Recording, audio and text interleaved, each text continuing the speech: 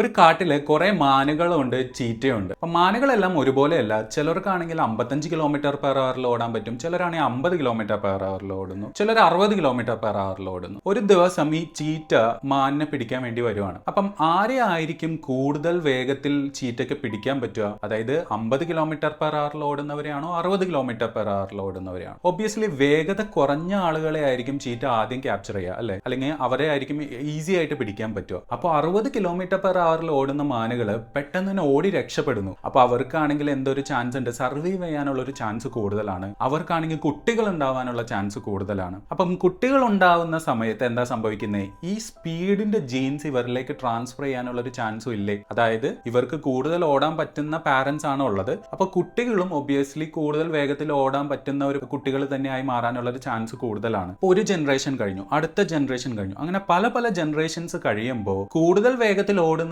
രക്ഷപ്പെടുന്നു, കുട്ടികൾ ഉണ്ടാകുന്നു, അവരുടെ ജീൻസ് നെക്സ്റ്റ് ജനറേഷനിലേക്ക് ട്രാൻസ്ഫർ ആകുന്നു. ഉള്ളതിൽ സ്ലോ ആയിട്ട് ഓടുന്ന മാനുകളെ ചീറ്റ പിടിക്കുന്നു. അപ്പോൾ അവർക്ക് സർവൈവ് ചെയ്യാനോ അവർക്ക് കുട്ടികളെ ഉണ്ടാക്കാനോ ചാൻസ് ഇല്ല. കുറെ ജനറേഷൻസ്, ആയിരക്കണക്കിന് ജനറേഷൻസ് കഴിയുമ്പോൾ ആ ഒരു പോപ്പുലേഷനിൽ, അതായത് ആ ഒരു ഗ്രൂപ്പിൽ ഏറ്റവും കൂടുതൽ ആരായിരിക്കും? കൂടുതൽ വേഗത്തിൽ ഓടാൻ പറ്റുന്ന മാനുകൾ മാത്രമായിട്ട് മാറാൻ ഒരു ചാൻസ് ഉണ്ട്, അല്ലെ? അവിടെ വേറൊരു പ്രശ്നം വരുവാണ്.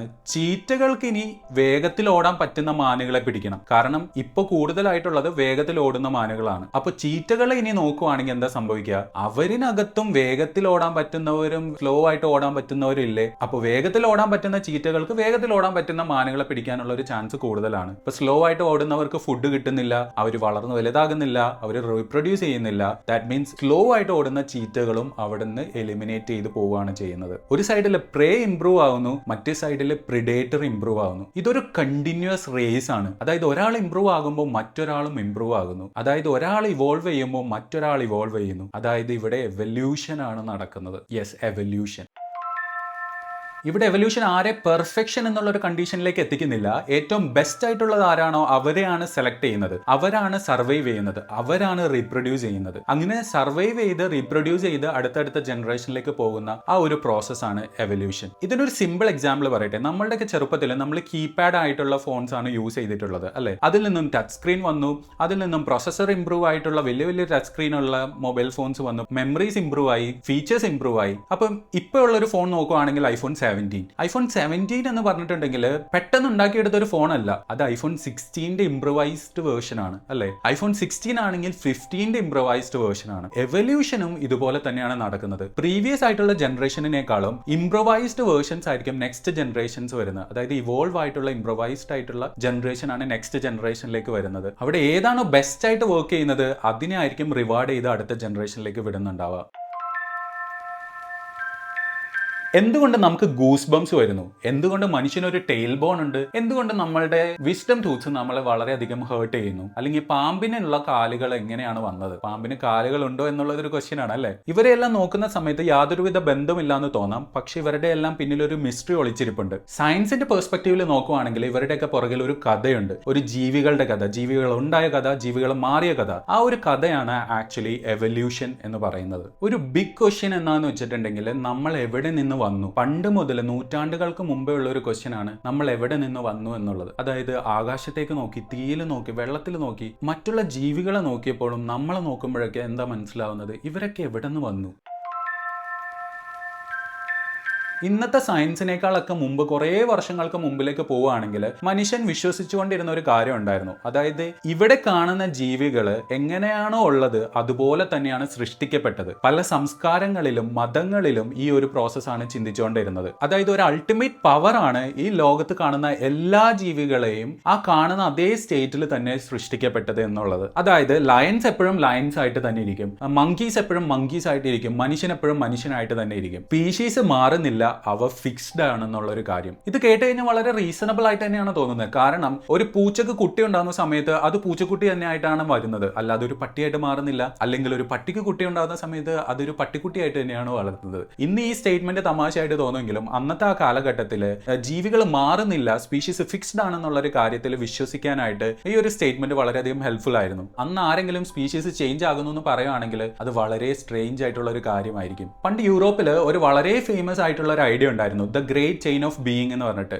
എല്ലാ ജീവികളും ഒരു ലാഡർ പോലെയാണ് അറേഞ്ച് ചെയ്തിട്ടുണ്ടായിരുന്നത്. അതായത് ഏറ്റവും ടോപ്പിൽ ഗോഡ് ആണ് വരുന്നത്, അതിനുശേഷം മനുഷ്യൻ വരും, പിന്നെ കുറെ ജന്തുക്കൾ വരും, പിന്നെ കുറെ പ്ലാന്റ്സ്, അങ്ങനെ. ആ കാലഘട്ടത്തിൽ ഇതിനെ ചോദ്യം ചെയ്യാനായിട്ട് യാതൊരുവിധ മാർഗവും ഉണ്ടായിരുന്നില്ല. ബിക്കോസ് മതപരമായിട്ടുള്ള വിശ്വാസങ്ങളാണെങ്കിലും എവിഡൻസ് ബേസ് ചെയ്തിട്ടാണെങ്കിലും ഇതിന് എഗൻസ്റ്റ് ആയിട്ട് പറയാൻ യാതൊരുവിധ തെളിവും ഉണ്ടായിരുന്നില്ല. പക്ഷെ ഇതിന് പതിയെ മാറ്റങ്ങൾ ഉണ്ടാവാൻ തുടങ്ങി. അതായത് ചിലർ ചിന്തിച്ചു, ലൈഫ് എന്ന് പറയുന്നത് ഒരു സിമ്പിൾ ഫോമിൽ നിന്ന് ഉണ്ടായി വരുന്നതാണോ, കോംപ്ലക്സ് ആയിട്ടുള്ള ഒരു ഓർഗാനിസം ആയിട്ട് മാറുന്നതാണോ? അതുപോലെ ജീവികൾ തമ്മിൽ പരസ്പരം ബന്ധങ്ങൾ കണ്ടുപിടിക്കാൻ തുടങ്ങി. അതായത് ടൈഗറും ലയണും തമ്മിൽ എന്തൊക്കെയോ സിമിലാരിറ്റി ഉണ്ട്, മനുഷ്യനും ചിമ്പാൻസിയും തമ്മിൽ എന്തൊക്കെയോ സിമിലാരിറ്റി ഉണ്ട്. അപ്പോൾ ഇതെല്ലാം ആലോചിക്കുന്ന സമയത്ത് ചെറിയ ക്വസ്റ്റ്യൻസ് ഒക്കെ മനസ്സിൽ തോന്നാൻ തുടങ്ങി. പക്ഷെ പ്രശ്നം എന്താണെന്ന് വെച്ചാൽ ഒരു എവിഡൻസ് എന്നുള്ള പെർസ്പെക്റ്റീവിൽ യാതൊരുവിധ സംഭവങ്ങളും ഉണ്ടായിരുന്നില്ല ആ കാലഘട്ടത്തിൽ. അവിടെയാണ് സയൻസ് ഒരു വലിയ ഡിസ്കവറി നടക്കുന്നത്, ഫോസിൽസിന്റെ.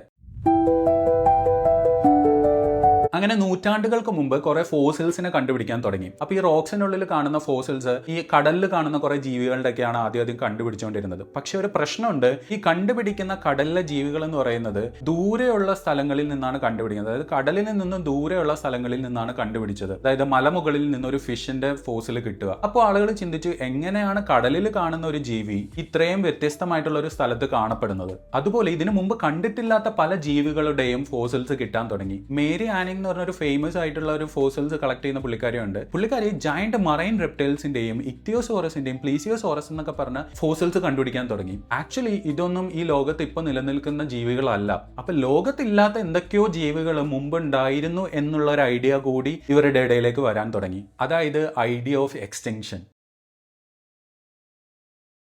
എക്സ്റ്റിങ്ഷൻ എന്ന് പറയുന്നത് നമുക്കൊരു പുതിയ ഐഡിയ അല്ല. അതായത് ഡോഡോ എക്സ്റ്റിൻറ്റ് ആയി, ഡയനോസോഴ്സ് എക്സ്റ്റിൻറ്റ് ആയി. പക്ഷെ അന്നത്തെ കാലഘട്ടത്തിൽ അതൊരു വലിയ മിസ്റ്ററി തന്നെയായിരുന്നു. കാരണം സ്പീഷീസ് ഫിക്സ്ഡ് ആണ്, അവർ ചേഞ്ച് ചെയ്യുന്നില്ല എന്നാണല്ലോ അവർ വിശ്വസിച്ചുകൊണ്ടിരുന്നത്. സ്പീഷീസ് ഫിക്സ്ഡ് ആണെങ്കിൽ എങ്ങനെയാണ് പണ്ടുള്ള ഈ ജീവികൾ ഇപ്പൊ ഇല്ലാതെയായി എന്നുള്ളൊരു ചോദ്യം അവരുടെ ഇടയിൽ വന്നു. അതുപോലെ ഓൾഡർ റോക്സിൽ നിന്ന് കിട്ടിയിട്ടുള്ള സ്പീഷീസ് വളരെ സിമ്പിൾ ആണെന്നും ന്യൂവർ റോക്സിൽ നിന്ന് കിട്ടുന്ന സ്പീഷീസ് വളരെ കോംപ്ലക്സ് ആണെന്നും മനസ്സിലായി. അതുപോലെ ഇവർ തമ്മിൽ എന്തൊക്കെയോ സിമിലാരിറ്റീസ് ഉണ്ടെന്നും മനസ്സിലായി. ദാറ്റ് മീൻസ് സ്പീഷീസ് തമ്മിൽ ബന്ധപ്പെട്ടിരിക്കുന്നു, സ്പീഷീസ് തമ്മിൽ എന്തെങ്കിലുമൊക്കെ സിമിലാരിറ്റീസ് ഉണ്ടോ എന്നുള്ള കാര്യങ്ങളൊക്കെ ഇവരെ കൂട്ടിക്കുഴച്ചു ഒരു വളരെ ഡിഫറെന്റ് ആയിട്ടുള്ള ഒരു സ്റ്റേറ്റിലേക്ക് എത്തിക്കാനായിട്ട് കാരണമായി. ഇപ്പോൾ സയന്റിസ്റ്റുകളുടെ ഇടയിൽ കുറെ ക്വസ്റ്റ്യൻസ് വരാൻ തുടങ്ങി. അതായത് മനുഷ്യനല്ല ഭൂമിയുടെ സെന്റർ, അതുപോലെ മനുഷ്യന് മുമ്പും കുറെ ജീവികൾ ജീവിച്ചിരിപ്പുണ്ട്, സ്പീഷീസ് ഫിക്സ്ഡ് അല്ല, സ്പീഷീസ് ചേഞ്ച് ആവുന്നുണ്ടോ എന്നുള്ള കാര്യങ്ങളൊക്കെ പറഞ്ഞെങ്കിലും ഒരു പ്രോപ്പർ എവിഡൻസോ ഒരു തിയറിയോ പറയാനായിട്ട് ആർക്കും പറ്റിയിട്ടുണ്ടായിരുന്നില്ല. അവിടെയാണ് ഒരു പുതിയ സയന്റിസ്റ്റ് വരുന്നത്, ലമാർക്ക്.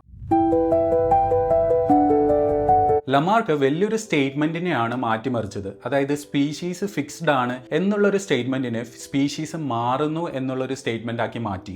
അദ്ദേഹത്തിന്റെ കോൺസെപ്റ്റ് രണ്ട് ഐഡിയാസിനെ ബേസ് ചെയ്തിട്ടുള്ളതായിരുന്നു. ഒന്നാമത്തെ ഐഡിയ എന്ന് വെച്ചിട്ടുണ്ടെങ്കിൽ യൂസ് ആൻഡ് ഡിസ്യൂസ് തിയറി എന്നുള്ളതാണ്. അതായത് നമ്മുടെ ശരീരത്തിന്റെ ഏതെങ്കിലും ഭാഗം കൂടുതലായിട്ട് യൂസ് ചെയ്യുമ്പോൾ അത് കൂടുതലായിട്ട് ഇംപ്രൂവൈസ് ആകും, അത് വലുതാകും എന്നുള്ളൊരു പെർസ്പെക്റ്റീവിൽ അദ്ദേഹം പറഞ്ഞു. അതുപോലെ ഏതെങ്കിലും ഭാഗം നമ്മൾ കുറവാണ് ഉപയോഗിക്കുകയെങ്കിൽ നേരെ തിരിച്ചും സംഭവിക്കും എന്നുള്ള കാര്യം. ആൻഡ് രണ്ടാമത്തെ ഐഡിയ എന്ന് വെച്ചാൽ ഇൻഹെറിറ്റൻസ് ഓഫ് അക്വയർഡ് ക്യാരക്ടറിസ്റ്റിക്സ് എന്നുള്ളതാണ്. അതായത് അക്വയർഡ് ക്യാരക്ടറിസ്റ്റിക്സ് നമ്മൾ ജീവിതത്തിൽ നേടിയെടുക്കുന്ന ക്യാരക്ടേഴ്സ് ഇൻഹെറിറ്റ് ചെയ്യും എന്നുള്ള ഒരു ഐഡിയ. ഇവിടെ ഒരു ഫേമസ് ആയിട്ടുള്ള എക്സാമ്പിൾ ആണ് അദ്ദേഹം പറഞ്ഞത്, ജിറാഫിന്റെ നെക്കിന്റെ കാര്യം. അതായത് നമുക്കറിയാം ഇന്നത്തെ ജിറാഫ് എന്ന് പറഞ്ഞാൽ വളരെ നീളം കൂടിയ കഴുത്തുള്ള ജിറാഫുകളാണ്. പക്ഷേ പണ്ട് കോടിക്കണക്കിന് വർഷങ്ങൾക്ക് ഇവരുടെ ആൻസിസ്റ്റേഴ്സ് എന്ന് പറഞ്ഞിട്ടുണ്ടെങ്കിൽ ഇവരുടെ കഴുത്ത് വളരെ നീളം കുറഞ്ഞ ആളുകളായിരുന്നു. ബിക്കോസ് അവർ ഫുഡെല്ലാം കഴിച്ചിരുന്നത് താഴ്ത്തി നിന്നോ അല്ലെങ്കിൽ ചെറിയ ഷ്രബ്സ്, ചെറിയ ട്രീസ് അങ്ങനെയുള്ള സ്ഥലങ്ങളിൽ നിന്നൊക്കെയാണ് ഫുഡ് കഴിച്ചിരുന്നത്, അതായത് ലീവ്സ് കഴിച്ചിരുന്നത്. അതേസമയം ഫുഡ് അവൈലബിലിറ്റി ഇവിടെ നിന്ന് ഇല്ലാതായ സമയത്ത് എന്ത് സംഭവിച്ചു എന്ന് വെച്ചിട്ടുണ്ടെങ്കിൽ അവർ ഹൈറ്റിലുള്ള ഫുഡ് ആക്സസ് ചെയ്യാൻ തുടങ്ങി. അതായത് വലിയ ട്രീസിൽ നിന്നൊക്കെ ഫുഡ് കഴിക്കാൻ തുടങ്ങി. അപ്പോൾ ഇവരുടെ നെക്ക് പതിയെ സ്ട്രെച്ച് ആവാനും തുടങ്ങി. ആൻഡ് ഇവർ റീപ്രൊഡ്യൂസ് ചെയ്യുന്ന സമയത്ത് ഈ നീണ്ട നെക്സ് ഇവരുടെ കുട്ടികൾക്കും കിട്ടാനായിട്ട് തുടങ്ങി. അങ്ങനെ വർഷങ്ങൾ എടുത്ത് കുറെ വർഷങ്ങൾ കഴിയുമ്പോഴത്തേക്കും ഇങ്ങനെ സ്ട്രെച്ച് ചെയ്ത് നീണ്ട കഴുത്തുള്ള ജിറാഫുകൾ ഉണ്ടായി എന്നാണ് അദ്ദേഹം പറഞ്ഞത്. യൂസ് ആൻഡ് ഡിസ്യൂസ് തിയറിയും ഇവിടെ വർക്ക് ആവുന്നുണ്ട്, ഇൻഹെറിറ്റൻസ് ഓഫ് അക്വയർഡ് ക്യാരക്ടറിസ്റ്റിക്സും വർക്ക് ആവുന്നുണ്ട്. കൂടുതലായിട്ട് ഉപയോഗിച്ചപ്പോൾ കഴുത്ത് നീണ്ടു, അത് അടുത്ത ജനറേഷനിലേക്ക് കൊടുക്കുകയും ചെയ്തു. ആളുകൾ ഈ തിയറി വളരെയധികം അക്സെപ്റ്റ് ചെയ്തു. കാരണം എന്താണെന്ന് വെച്ചിട്ടുണ്ടെങ്കിൽ നമ്മൾ ഡേ ടു ഡേ ലൈഫിൽ ഇതിന് പലതരം എക്സാമ്പിൾസ് നമുക്ക് കണ്ടുപിടിക്കാൻ പറ്റി. അതായത് ജിമ്മിൽ പോയി വർക്ക്ഔട്ട് ചെയ്യുന്ന ആൾക്കാർക്കാണെങ്കിൽ മസിൽ ബിൽഡ് ചെയ്യുന്നതായിട്ട് മനസ്സിലായി. നമ്മൾ ട്രെയിൻ ചെയ്യുവാണെങ്കിൽ നമുക്ക് എബിലിറ്റീസ് അല്ലെങ്കിൽ നമ്മുടെ സ്കിൽസ് ഇംപ്രൂവ് ആവുന്നത് മനസ്സിലായി. അപ്പോൾ നമ്മൾ കൂടുതലായിട്ട് എന്തെങ്കിലും ചെയ്യുവാണെങ്കിൽ അത് ഇംപ്രൂവൈസ്ഡ് ആകുന്നുണ്ടെന്നുള്ളൊരു കാര്യം നമ്മളുടെ തന്നെ എക്സാമ്പിൾസിൽ നിന്ന് മനസ്സിലായി. അതുകൊണ്ട് ഈ തിയറിക്ക് കുറെ അക്സെപ്റ്റൻസ് കിട്ടിയെങ്കിലും എന്താ പ്രോബ്ലം എന്ന് വെച്ചിട്ടുണ്ടെങ്കിൽ ഒരു എക്സ്പെരിമെന്റ് ഈ തിയറി മൊത്തത്തിൽ തന്നെ ഇല്ലാതാക്കി. കുറെ എലികളിലാണ് ഈ എക്സ്പെരിമെന്റ് നടത്തിയത്. അതായത് കുറെ ജനറേഷൻസോളം ഈ എലികളുടെ വാല് കട്ട് ചെയ്ത് കളഞ്ഞുകൊണ്ടിരുന്നു. അതായത് ഒരു എലി എടുക്കുന്നു, അവരുടെ വാല് കട്ട് ചെയ്യുന്നു, അവർ റീപ്രൊഡ്യൂസ് ചെയ്യുന്നു, അടുത്ത ജനറേഷന് കുട്ടികൾ ഉണ്ടാകുമ്പോൾ അവരുടെ വാല് കട്ട് ചെയ്യുന്നു. അങ്ങനെ കട്ട് ചെയ്യുന്ന സമയത്ത് according to inheritance of acquired characteristics ആണെങ്കിൽ എന്താ സംഭവിക്കേണ്ടത്? അവരുടെ ജീവിതത്തിൽ നേടിയെടുത്ത ഒരു ക്യാരക്ടറാണ് വാലില്ലാതാവുക എന്നുള്ളൊരു സംഭവം അല്ലെ. അപ്പൊ അത് അടുത്ത ജനറേഷനിലേക്ക് ട്രാൻസ്ഫർ ആവണം. അവരുടെ വാല് കട്ട് ചെയ്താൽ അടുത്ത ജനറേഷനിലേക്ക് ട്രാൻസ്ഫർ ആവണം. അങ്ങനെ ഏതെങ്കിലും ഒരു ജനറേഷനിൽ വാലില്ലാതെ ഒരു കുട്ടി ജനിക്കണം എന്നുള്ളതാണ് ഐഡിയ. പക്ഷേ എല്ലാ ജനറേഷനും 10 ജനറേഷനും 100 ജനറേഷൻ എല്ലാം കഴിഞ്ഞിട്ടും എന്താ സംഭവിച്ചെന്ന് വെച്ചാൽ ജനിക്കുന്ന കുട്ടികൾക്കെല്ലാം തന്നെ വാലോട് കൂടി തന്നെയാണ് ജനിച്ചത്. ഇതിന് മറ്റൊരു എക്സാമ്പിൾ എന്താന്ന് വെച്ചിട്ടുണ്ടെങ്കിൽ നമ്മൾ കാത് കുത്തുന്ന ഒരു സംഭവമാണ്. അതായത് ലോകത്തുള്ള മോസ്റ്റ് ഓഫ് ദ ഫീമെയിൽസ് എന്ന് പറയുന്നത് അവർ കാത് കുത്തുന്ന ആളുകളാണ്. അപ്പം അവർക്കുണ്ടാകുന്ന കുട്ടികൾക്കും കാത് കുത്തി തന്നെ ജനിക്കണ്ടേ? വർഷങ്ങളായി കണ്ടിന്യൂസ് ആയിട്ട് ഇങ്ങനെ ചെയ്യുന്നത് കൊണ്ട് ഈ ഒരു തിയറി ബേസ് ചെയ്തിട്ടാണെങ്കിൽ കാത് കുത്തി ജനിക്കണം. പക്ഷെ എല്ലാവരും കാത് കുത്താതെയാണ് ജനിക്കുന്നത് അല്ലെ. അതുകൊണ്ട് ഈ ഒരു തിയറി തെറ്റാണെന്ന് പ്രൂവ് ചെയ്തു.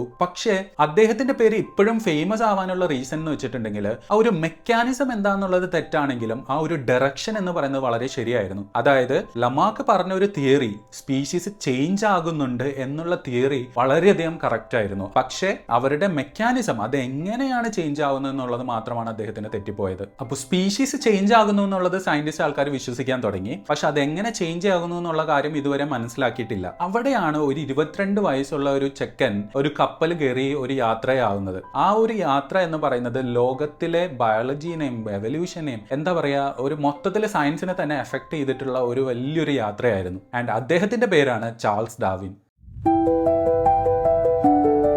22 വയസ്സുള്ള ചാൾസ് ഡാർവിൻ അങ്ങനെ ഒരു കപ്പൽ യാത്രക്ക് തുടങ്ങുകയാണ്. പക്ഷെ അദ്ദേഹം ഒരു നേച്ചറിനെ ലവ് ചെയ്യുന്ന ഒരാൾ മാത്രമായിരുന്നു. അദ്ദേഹം ഒരു എവല്യൂഷണറി സയന്റിസ്റ്റോ അദ്ദേഹം വളരെ വെൽ നോൺ പേഴ്സണോ അങ്ങനെയൊന്നും ആയിരുന്നില്ല. ഈ HMS ബീഗിൾ എന്ന് പറഞ്ഞിട്ടുള്ള ഒരു ഷിപ്പിൽ കയറിയിട്ടാണ് അദ്ദേഹം യാത്ര ചെയ്യുന്നത്. ആ HMS ബീഗിളിന്റെ ഉദ്ദേശം പോലും ഒരു സയൻസിന്റെ പെർസ്പെക്റ്റീവിലും ആയിരുന്നില്ല. പക്ഷേ അതിൽ പാർട്ടിസിപ്പേറ്റ് ചെയ്യാനായിട്ട് അദ്ദേഹത്തിന് ഒരു ഓപ്പർച്യൂണിറ്റി കിട്ടി. അങ്ങനെ അദ്ദേഹം ആ ഒരു യാത്രക്ക് തയ്യാറെടുക്കുകയാണ്. ആ യാത്രയിൽ അദ്ദേഹം south America, islands, beaches, forest, അങ്ങനെ കുറെ സംഭവങ്ങൾ കവർ ചെയ്തു. ആൻഡ് കുറെ സ്പീഷീസിനെ കളക്ട് ചെയ്തു, പ്ലാന്റ്സ്, ആനിമൽസ്. ആ യാത്രയിൽ കുറെ ഫോസിൽസിനെ അദ്ദേഹം കളക്ട് ചെയ്തിട്ടുണ്ടായിരുന്നു. ആ ഫോസിൽസിൽ നിന്നും കുറെ കാര്യങ്ങൾ അദ്ദേഹം മനസ്സിലാക്കി. അതായത് ജയന്റ് ഫോസിൽസ് കിട്ടി. ഇന്നത്തെ സ്പീഷീസും ആ കളക്ട് ചെയ്ത ഫോസിൽസും തമ്മിൽ എന്തൊക്കെയോ ബന്ധമുണ്ടെന്ന് അദ്ദേഹത്തിന് മനസ്സിലായി. അതായത് കാണാൻ ഒരുപോലെ ഇരിക്കുന്നു, ഒരേപോലത്തെ ബോൺസ് ഉണ്ട്, അങ്ങനെയുള്ള സംഭവങ്ങളെല്ലാം. അപ്പൊ അദ്ദേഹം ചിന്തിച്ചു, എന്തുകൊണ്ട് ഇന്ന് കാണുന്ന സ്പീഷീസും ഈ ഫോസിലൈസ്ഡ് സംഭവങ്ങൾ അല്ലെങ്കിൽ എക്സ്റ്റിങ്ക്ട് ആയി പോയിട്ടുള്ള ഈ സ്പീഷീസും തമ്മിൽ ബന്ധമുണ്ട്. അതൊരു വലിയ പോയിന്റ് ആയിരുന്നു. പിന്നീട് അദ്ദേഹത്തിന്റെ തന്നെ ഡിസ്കവറിയിൽ ഏറ്റവും വളരെ ഇമ്പോർട്ടന്റ് ആയിട്ടുള്ള ഗാലപ്പഗോസ് ഐലൻഡിൽ എത്തി. ഗാലപ്പഗോസ് ഐലൻഡിൽ അദ്ദേഹം കുറെ ടോട്ടോയ്സിനെയും ഇഗ്വാനാസിനെയും ഫിഞ്ചസിനെയൊക്കെ ഒബ്സർവ് ചെയ്തു. അപ്പം പല പല ഐലൻഡ്സ് ഉണ്ടായിരുന്നു. ആ ഐലൻഡ്സിലെല്ലാം തന്നെ ഡിഫറെന്റ് ആയിട്ടുള്ള ഫിഞ്ചസിനെ കണ്ടുപിടിച്ചോ, അല്ലെങ്കിൽ സ്പീഷീസ് തമ്മിൽ എന്തൊക്കെയോ സിമിലാരിറ്റീസ് ഉണ്ടെന്ന് മനസ്സിലാക്കി. ആദ്യം അവർ ഡിഫറെന്റ് ആണെന്ന് വിചാരിച്ചു. പിന്നീട് മനസ്സിലാക്കി ഇവരെല്ലാം സിമിലർ ആണ്, പക്ഷെ ചെറിയ ചെറിയ കാര്യങ്ങളിൽ വ്യത്യാസമുണ്ട്. അദ്ദേഹത്തിന്റെ ഫേമസ് ആയിട്ടുള്ള ഫിഞ്ചസിന്റെ വലിയൊരു എക്സാമ്പിൾ ആണത്. അദ്ദേഹം പല ഐലൻഡ്സിൽ കണ്ട ഫിഞ്ചസിനെ കമ്പയർ ചെയ്യുന്ന സമയത്ത് ഒരു കാര്യം മനസ്സിലാക്കി. ചില കുരുവികൾക്കാണെങ്കിൽ നീണ്ട ബീക്കാണ്, ചിലർക്കാണെങ്കിൽ ഷാർപ്പ് ആയിട്ടുള്ള ബീക്കാണ്, ചിലർക്കാണെങ്കിൽ വലിയ ബീക്കാണ്, ചിലർക്കാണെങ്കിൽ ചെറിയ ബീക്കാണ്. അങ്ങനെ എന്തുകൊണ്ട് പലർക്കും പല ടൈപ്പുള്ള ബീക്ക് എന്നുള്ളത് മനസ്സിലാക്കുന്ന സമയത്ത് അദ്ദേഹത്തിന് മനസ്സിലായി അത് അവർ കഴിക്കുന്ന ഫുഡുമായിട്ട് ബന്ധപ്പെട്ടിട്ടുള്ളതാണ് എന്നുള്ളത്. അതായത് ചിലർ കഴിക്കുന്നത് ഇൻസെക്റ്റിനെയാണ്, ചിലരാണെങ്കിൽ നെക്ടർ ആണ് കുടിക്കുന്നത്, ചിലരാണെങ്കിൽ വലിയ ഫുഡിനാണ് കഴിക്കുന്നത്, ചിലർ ചെറിയ ഫുഡാണ് കഴിക്കുന്നത്. അപ്പോൾ അതിനനുസരിച്ച് അവരുടെ ബീക്കിനകത്തും ഡിഫറൻസ് ഉണ്ട് എന്നുള്ളൊരു കാര്യം മനസ്സിലായി. അതായത് അവർ ജീവിക്കുന്ന എൻവയൺമെന്റ് അനുസരിച്ച് ഈ സ്പീഷീസിനൊക്കെ ചെറിയ ചെറിയ വ്യത്യാസങ്ങൾ ഉണ്ടെന്നുള്ള ഒരു കാര്യം മനസ്സിലാക്കി. അങ്ങനെയാണ് അദ്ദേഹം ഈ ഒരു തിയറിയിലേക്ക് വരുന്നത്, നാച്ചുറൽ സെലക്ഷൻ എന്നുള്ളത്. ഇവിടെ നമ്മൾ ആദ്യം പറഞ്ഞ എക്സാമ്പിൾ ആണ് ഏറ്റവും ബെസ്റ്റ് ആയിട്ടുള്ളത്. അതായത് ഒരു ചീറ്റയും ഒരു മാനും തമ്മിലുള്ള റേസ്. നേച്ചർ ഒരു ഫിൽറ്റർ ആയിട്ട് ആക്ട് ചെയ്യുവാണ്. അതായത് സ്പീഡ് കൂടിയ മാനുകളെയാണ് സെലക്ട് ചെയ്യുന്നത് അടുത്ത ജനറേഷനിലേക്ക് വേണ്ടി, സ്പീഡ് കൂടിയ ചീറ്റകളെയാണ് അടുത്ത ജനറേഷനിലേക്ക് വേണ്ടി സെലക്ട് ചെയ്യുന്നത്. അവിടെ സ്പീഡ് എന്ന് പറയുന്ന ഒരു പോയിന്റ് ആണ് ഇമ്പോർട്ടന്റ് ആയിട്ടുണ്ടായിരുന്നത്. അതായത് ഡിഫറെന്റ് സ്പീഡിൽ ഓടുന്ന മാനുകളും ഡിഫറെന്റ് സ്പീഡിൽ ഓടുന്ന ചീറ്റകളും ഉണ്ടായിരുന്നു. അതായത് വേരിയേഷൻ എന്നുള്ളൊരു സംഭവം ഓൾറെഡി എക്സിസ്റ്റ് ചെയ്യുന്നുണ്ടായിരുന്നു. അതിൽ നിന്നും സ്പീഡ് കൂടിയവരെ മാത്രം മാത്രം സെലക്ട് ചെയ്തു എന്നുള്ള സംഭവമാണ്. അതായത് നാച്ചുറൽ സെലക്ഷൻ. നേച്ചർ ആരെയാണ് സെലക്ട് ചെയ്തത്? സ്പീഡ് കൂടിയവരെയാണ് സെലക്ട് ചെയ്തത്. ആ ഒരു സംഭവമാണ് നാച്ചുറൽ സെലക്ഷൻ എന്നുള്ള ഒരു വലിയൊരു ഐഡിയയിലേക്ക് നയിച്ചത് അദ്ദേഹത്തിനെ. ഇവിടെ സർവൈവൽ ഓഫ് ദ ഫിറ്റസ്റ്റ് എന്നുള്ളൊരു പോയിന്റ് ഉണ്ട്. അതായത് ഫിറ്റ് ആയിട്ടുള്ള ഒരു നേച്ചറിൽ ആ ഒരു പെർട്ടിക്കുലർ ടൈമിൽ ഏറ്റവും ബെസ്റ്റ് ആയിട്ടുള്ളത് ഏതാണോ അവരാണ് സർവൈവ് ചെയ്യുന്നത്. പക്ഷേ എവല്യൂഷൻ എന്ന് പറയുന്നത് സർവൈവൽ എന്നുള്ളതിനെ മാത്രം ബേസ് ചെയ്തിട്ടുള്ളതല്ല, അത് റീപ്രൊഡക്ഷനെയും കൂടി ഇമ്പോർട്ടൻ്റ് ആണ്. അതായത് സർവൈവ് ചെയ്യുന്ന ആളുകൾ റീപ്രൊഡ്യൂസ് ചെയ്യുന്നത് കൊണ്ട് അവരുടെ ജീൻസ് അടുത്ത ജനറേഷനിലേക്ക് ട്രാൻസ്ഫർ ആകുന്നതും അത് അടുത്ത ജനറേഷനിലേക്ക് ട്രാൻസ്ഫർ ആകുന്നതും അങ്ങനെ വർഷങ്ങൾ എടുത്ത്, ആയിരക്കണക്കിന് വർഷങ്ങൾ, കോടിക്കണക്കിന് വർഷങ്ങൾ എടുത്ത് ഉണ്ടാകുന്ന ഒരു പ്രോസസ്സാണ് ഈ എവല്യൂഷൻ എന്ന് പറയുന്നത്. ഇവിടെ നമുക്കൊരു കാര്യം എക്സ്പ്ലെയിൻ ചെയ്യാൻ പറ്റും. നമ്മുടെ ലമാക്കിന് ഒരു കാര്യം എക്സ്പ്ലെയിൻ ചെയ്യാൻ പറ്റില്ല, എന്തുകൊണ്ടാണ് എവല്യൂഷൻ സംഭവിക്കുന്നത് എന്നുള്ളൊരു കാര്യം, അല്ലെങ്കിൽ എന്തുകൊണ്ടാണ് ഇവോൾവ് ചെയ്യുന്നത് എന്നുള്ളൊരു കാര്യം. അത് നമുക്ക് നാച്ചുറൽ സെലക്ഷൻ, ഡാർവിന്റെ തിയറി വെച്ച് ഈസി ആയിട്ട് എക്സ്പ്ലെയിൻ ചെയ്യാം. അതായത് ഓൾറെഡി ജിറാഫിന് പല വേരിയൻസിലുള്ള പല ഹൈറ്റിലുള്ള ആളുകൾ ഓൾറെഡി എക്സിസ്റ്റ് ആയിരുന്നു. അതായത് ഇന്ന് കാണുന്ന അത്രയും ഹൈറ്റിലുള്ളവരല്ല, കുറച്ച് ഹൈറ്റ് ഡിഫറൻസ് ഉള്ള പല വേരിയേഷൻസ് ഓൾറെഡി എക്സിസ്റ്റിംഗ് ആയിരുന്നു നേച്ചറിൽ. ഇതിനകത്ത് ഹൈറ്റ് കൂടിയ ആളുകൾ ഒരു ഫുഡ് ഷോർട്ടേജ് വന്നപ്പോൾ കൂടുതലായിട്ട് സർവൈവ് ചെയ്യാനായിട്ട് ചാൻസ് ഉണ്ടായി. ഹൈറ്റ് കുറഞ്ഞ ആളുകൾക്ക് ഫുഡ് കിട്ടാതെ അവർ ചത്തുപോയി, അല്ലെങ്കിൽ അവർ സ്ട്രഗിൾ ചെയ്തുകൊണ്ടിരിക്കുകയാണ്. പക്ഷെ ഹൈറ്റ് കൂടിയ ആൾക്കാർക്ക് ഈസിലി ഫുഡ് ആക്സസ് ചെയ്യാൻ പറ്റി, അവർക്ക് ഈസി ആയിട്ട് റീപ്രൊഡ്യൂസ് ചെയ്യാൻ പറ്റി. അപ്പോൾ ഈസി ആയിട്ട് റീപ്രൊഡ്യൂസ് ചെയ്ത് എന്താ സംഭവിക്കുക? അവരുടെ ജീൻസ് നെക്സ്റ്റ് ജനറേഷനിലേക്ക് ട്രാൻസ്ഫർ ആയി. അതായത് ഹൈറ്റ് കൂടിയ ജീൻസ് അവർക്ക് നെക്സ്റ്റ് ജനറേഷനിലേക്ക് ട്രാൻസ്ഫർ ആയി. പക്ഷെ പിന്നീട് ഉണ്ടാകുന്ന ജനറേഷനിൽ എന്ത് സംഭവിക്കുന്നു? പല വേരിയേഷൻസ് ഉണ്ട്. ഹൈറ്റ് കൂടിയവരുണ്ട്, കുറഞ്ഞവരുണ്ട്. അതിൽ ഹൈറ്റ് കുറഞ്ഞവർ എലിമിനേറ്റ് ആവുന്നു, ഹൈറ്റ് കൂടിയവർ സെലക്ട് ആവുന്നു, നേച്ചർ സെലക്ട് ചെയ്യുന്നു. അങ്ങനെ വർഷങ്ങൾ എടുക്കുമ്പോൾ ഹൈറ്റ് എന്നുള്ളൊരു ക്യാരക്ടറിനെ ഇവിടെ സെലക്ട് ചെയ്ത് കൊണ്ടുപോകുന്ന സമയത്ത് ഉള്ളതിൽ ഏറ്റവും ഹൈറ്റ് കൂടിയവർ ആരാണോ അവർ മാത്രം നെക്സ്റ്റ് ജനറേഷനിലേക്ക് പോകുന്നത് കൊണ്ട് ഇവഞ്ച്വലി ജിറാഫിന്റെ ഹൈറ്റ് എന്ന് പറയുന്നത്, കഴുത്തിന്റെ ഹൈറ്റ് എന്ന് പറയുന്നത് വളരെയധികം കൂടുതലായിട്ട് മാറാനായിട്ടൊരു ചാൻസ് ഉണ്ടായി. അങ്ങനെയാണ് ഇന്ന് കാണപ്പെടുന്ന ഹൈറ്റ് കൂടിയ ജിറാഫുകൾ ഉണ്ടായത്. ഡാർവിൻ സ്പീഷീസ് ചേഞ്ച് ചെയ്യുന്നു എന്നുള്ളതും അതിന് പുറകിലുള്ള ഈ സംഭവങ്ങളെല്ലാം പറഞ്ഞു, നാച്ചുറൽ സെലക്ഷൻ ഒക്കെ പറഞ്ഞു. പക്ഷെ അത് എങ്ങനെയാണ് പാരന്റ്സിൽ നിന്നും മക്കളിലേക്ക് കടക്കുന്നു എന്നുള്ളൊരു കാര്യം ഡാർവിന് പറയാൻ പറ്റിയില്ല. അതിന്റെ പുറകിലുള്ള റീസൺ എന്താണെന്നുള്ളത് പിന്നീടാണ് കണ്ടുപിടിക്കുന്നത്. അത് മെന്റൽ എന്ന് പറയുന്ന ഒരാളാണ് കണ്ടുപിടിക്കുന്നത്. പക്ഷെ അദ്ദേഹത്തിന്റെ കഥ ഇതിലും ഇൻട്രസ്റ്റിംഗ് ആണ്.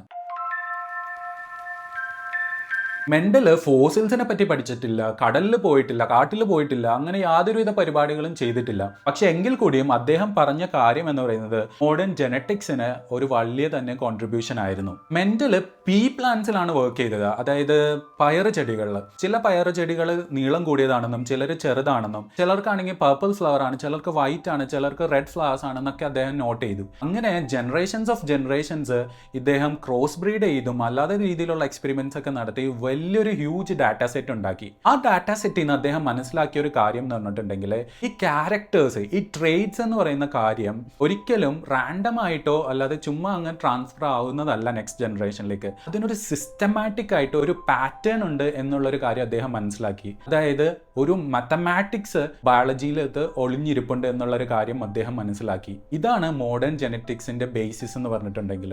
അദ്ദേഹം ജീൻ എന്നോ DNA എന്നോ ഒന്നും പറഞ്ഞിട്ടില്ല, പക്ഷേ ഈ ട്രേറ്റ്സ് എന്നും ക്യാരക്ടേഴ്സ് എന്നും ബേസ് ചെയ്തിട്ട് ഒത്തിരി കാര്യങ്ങൾ അദ്ദേഹം എക്സ്പ്ലെയിൻ ചെയ്യുന്നുണ്ടായി. പിന്നീടാണ് നമ്മൾ DNA കുറിച്ചും ഈ പറഞ്ഞ ജീൻസിനെയൊക്കെ കുറിച്ച് പഠിക്കാനും അതൊരു ഇന്ന് കാണുന്ന ഒരു മോഡേൺ സയൻസിലേക്ക് വളരാനായിട്ടുള്ളൊരു കാരണമായത്.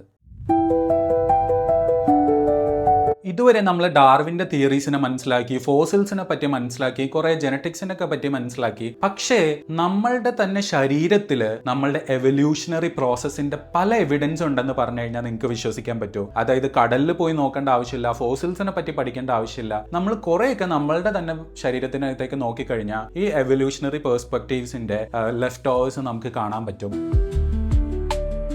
നിങ്ങളൊരു കാര്യം ആലോചിച്ചു, നമുക്ക് തണുപ്പ് വന്നാലും നമ്മളൊന്ന് ജസ്റ്റ് പേടിച്ചാലോ അല്ലെങ്കിൽ എക്സൈറ്റഡ് ആയാലോ ഒക്കെ നമുക്ക് ഗൂസ് ബംസ് വരാറില്ലേ? അതായത് രോമാഞ്ചം വരുന്നത്. അത് എന്തുകൊണ്ടായിരിക്കും? അതും എവല്യൂഷനും തമ്മിൽ എന്തോ ഒരു ബന്ധമുണ്ടെന്ന് ഞാൻ പറയട്ടെ. അതായത് നമ്മളുടെ ഫറി ആൻസിസ്റ്റേഴ്സ് ഉണ്ടല്ലോ, അതായത് രോമകൂപങ്ങളാൽ നിറഞ്ഞിരുന്ന ആൻസിസ്റ്റേഴ്സ്, അവരൊരു എനിമിയെ കാണുന്ന സമയത്ത് ഈ രോമാഞ്ചം വരികയും അവരുടെ രോമകൂപങ്ങളെല്ലാം ഇങ്ങനെ എണീറ്റ് നിൽക്കുകയും ചെയ്യും. അപ്പോൾ കുറച്ച് സൈസ് ഒന്ന് വലുതായിട്ട് നമുക്ക് ഫീൽ ചെയ്യും. അതായത് നമ്മൾ ഇപ്പോഴത്തെ ഒരു സിറ്റുവേഷൻ എന്ന് പറയുകയാണെങ്കിൽ ഈ കാറ്റ്സ് പരസ്പരം അടി ഉണ്ടാകുന്ന ഉണ്ടാകുന്ന സമയത്ത് കണ്ടിട്ടില്ലേ, അവർ ഇങ്ങനെ വലുതായിട്ട് നിൽക്കുന്ന രോമമൊക്കെ എണീറ്റ്, ആ സെയിം പ്രോസസ്സ്. അപ്പോൾ എനിമീനെ ഒന്ന് ഇന്റിമിഡേറ്റ് ചെയ്യാൻ വേണ്ടിയിട്ട് അത് ഹെൽപ്ഫുൾ ആയിരിക്കും. അതുപോലെ തണുപ്പ് വരുന്ന സമയത്തും ഒരു ഇൻസുലേഷൻ എന്നുള്ള ഒരു പ്രോസസ്സിൽ ഈ ഗൂസ് ബംസ് അന്ന് ഹെൽപ്പ് ചെയ്തിട്ടുണ്ട്. പോകെ പോകെ എന്താ സംഭവിച്ചതെന്ന് വെച്ചിട്ടുണ്ടെങ്കിൽ നമ്മുടെ ഗൂസ് ബംസിന്റെ മെക്കാനിസം നമ്മളിൽ തന്നെ നിലനിന്നു. പക്ഷെ രോമങ്ങൾ പോയി വസ്ത്രങ്ങൾ യൂസ് ചെയ്യാൻ തുടങ്ങി. എവല്യൂഷണറി പരമായിട്ട് നമ്മൾ കുറച്ച് അഡ്വാൻസ്ഡ് ആയി. പക്ഷെ ആ മെക്കാനിസം, ഗൂസ് ബംസിന്റെ മെക്കാനിസം എന്ന് പറയുന്നത് ഇപ്പോഴും നിലനിൽക്കാനായിട്ട് തുടങ്ങി. അപ്പോൾ അതൊരു എവല്യൂഷന്റെ, നമ്മുടെ ആൻസിസ്റ്റേഴ്സിന്റെ ഒക്കെ ഒരു ലെഫ്റ്റ് ഓവർ ആണ് ഈ പറഞ്ഞ ഗൂസ് ബംസ് എന്ന് പറയുന്നത്. നമ്മൾ കുറേ കാശ് മുടക്കിയ ഒരു കാര്യമാണ് നമ്മുടെ വിസ്ഡം ടൂത്ത്സ് എന്ന് പറയുന്നത്, അല്ലേ? അതായത് നമ്മളുടെ വിവേകദന്തങ്ങൾ വരാൻ സ്ഥലമില്ലാതെ തിങ്ങിക്കൂടി അവിടെ നിന്ന് വേദന എടുത്ത് നമുക്കത് എടുത്ത് കളയേണ്ടതായിട്ടുള്ള പല സാഹചര്യങ്ങളും മോസ്റ്റ് ഓഫ് ദ ആൾക്കാരും അനുഭവിച്ചിട്ടുണ്ടാവും. അപ്പോൾ അത് എന്തുകൊണ്ടായിരിക്കും? ഇതിന്റെ റീസണും നമ്മുടെ ആൻസിസ്റ്റേഴ്സിലേക്കാണ് പോകുന്നത്. അതായത് പണ്ടുള്ള ആളുകൾ, നമ്മുടെ പൂർവികര് റോ ഫുഡാണ് കഴിച്ചുകൊണ്ടിരുന്നത്, ഹാർഡ് മീറ്റ് ആണ് കഴിച്ചുകൊണ്ടിരുന്നത്, ചൂ ചെയ്യേണ്ട കിഴങ്ങുവർഗ്ഗങ്ങളാണ് കഴിച്ചുകൊണ്ടിരുന്നത്. അപ്പം ആ ഒരു സാഹചര്യത്തിൽ അവർക്ക് വലിയൊരു ജോസ് ആണ് ഉണ്ടായിരുന്നത്. അതായത് താടിയല്ല കുറച്ച് വലുതായിരുന്നു ഈ ഫുഡെല്ലാം അക്കോമഡേറ്റ് ചെയ്യാൻ വേണ്ടിയിട്ട്, അല്ലെങ്കിൽ കഴിക്കാൻ വേണ്ടിയിട്ട്. അപ്പം അതുകൊണ്ട് തന്നെ അവർക്ക് വലിയ മോളാസും ഈ 32 പല്ലുകളും ആവശ്യം ഉണ്ടായിരുന്നു. എവല്യൂഷണറി പരമായിട്ട് നമ്മളുടെ ഡയറ്റ് എല്ലാം ചേഞ്ച് ചെയ്തു. അതായത് നമ്മൾ സോഫ്റ്റ് ആയിട്ടുള്ള ഫുഡ് കഴിക്കാൻ തുടങ്ങി, ഹാർഡ് ആയിട്ടുള്ള ഫുഡ് ആണെങ്കിൽ നമ്മൾ കുക്ക് ചെയ്ത് കഴിക്കാൻ തുടങ്ങി. അപ്പം ഇങ്ങനെയുള്ള സാഹചര്യങ്ങൾ വന്നപ്പോഴത്തേക്കും ജോസിന്റെ സൈസും ചെറുതാവാൻ തുടങ്ങി. പക്ഷെ പ്രോബ്ലം എന്താണെന്ന് വെച്ചാൽ ഈ മോളാസ്, ഈ പല്ലുകൾ മാത്രം എങ്ങോട്ടും പോയില്ല. അപ്പം അവർ വരുന്ന സമയത്ത് അവർക്ക് എക്സിസ്റ്റ് ചെയ്യാനുള്ള സ്പേസ് ഇല്ലാതാവാൻ തുടങ്ങി. അങ്ങനെ നമ്മൾക്ക് ഇതുപോലെ സർജറി ചെയ്ത് അത് എടുത്ത് കളയേണ്ട ആവശ്യം വരികയാണ് ചെയ്തത്. എല്ലാവരും നിങ്ങളുടെ നട്ടലിന്റെ ഏറ്റവും അറ്റത്തുള്ള ബോൺ ഒന്ന് ടച്ച് ചെയ്ത് നോക്കിയേ. അതൊരു കുനിപ്പ് പോലെയല്ലേ കാണുന്നത്? അതായത് അതൊരു ടെയിൽ ബോൺ അല്ലെങ്കിൽ കോക്സിസ് എന്നാണ് പറയുന്നത്. നമ്മളുടെ ആൻസിസ്റ്റേഴ്സിന്റെ, അതായത് ടെയിൽഡ് ആൻസിസ്റ്റേഴ്സിന്റെ റെമനൻസ് ആണ് ഈ കോക്സിസ് എന്ന് പറഞ്ഞിട്ടുണ്ടെങ്കിൽ, നമ്മളുടെ എംബ്രിയോ ആയിരിക്കുന്ന സമയത്തും നമുക്ക് ചെറിയൊരു വാല് പോലുള്ളൊരു സംഭവം ഉണ്ടാവാനും അത് പിന്നീട് ഇല്ലാതാവുകയും അതിന്റെ റെമനന്റ് ആയിട്ട് ഇങ്ങനെ കാണുകയാണ് ചെയ്യുന്നത് ഈ കോക്സിസ് എന്ന് പറഞ്ഞിട്ടുണ്ടെങ്കിൽ. അപ്പോൾ ഒരു ഫാസിനേറ്റിംഗ് ആയിട്ടുള്ള ഒരു കാര്യമാണ്. കോടിക്കണക്കിന് വർഷങ്ങൾക്ക് മുമ്പ് ഹ്യൂമൻ ആൻസിസ്റ്റേഴ്സിന് മുമ്പുള്ള ആൻസിസ്റ്റേഴ്സ്, അതായത് ടെയിൽഡ് ആൻസിസ്റ്റേഴ്സിന്റെ ഒരു റിമൈൻഡർ ആയിട്ട് ഇപ്പോഴും നമ്മുടെ ശരീരത്തിൽ ഈ കോക്സിസ് ഉണ്ടെന്ന് പറഞ്ഞു കഴിഞ്ഞാൽ അത് വളരെയധികം എന്താ പറയാ, ഒരു എക്സൈറ്റിംഗ് ആയിട്ട് തോന്നുന്നില്ലേ?